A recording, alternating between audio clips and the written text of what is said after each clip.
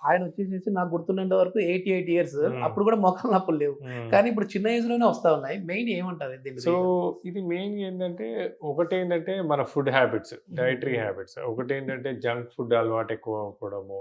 దాంతోటి వెయిట్ అనేది ఒబేసిటీ అనేది చాలా కామన్ అయిపోయింది. హ్మ్.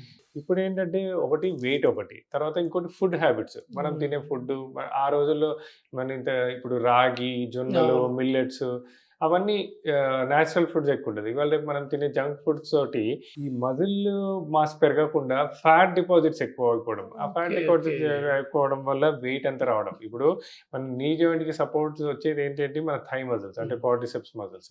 సో, ఈ క్వాడ్రిసెప్స్ మజిల్స్ అనేది స్ట్రెంథెనింగ్ ప్రాపర్ చేసుకోలేదనుకోండి.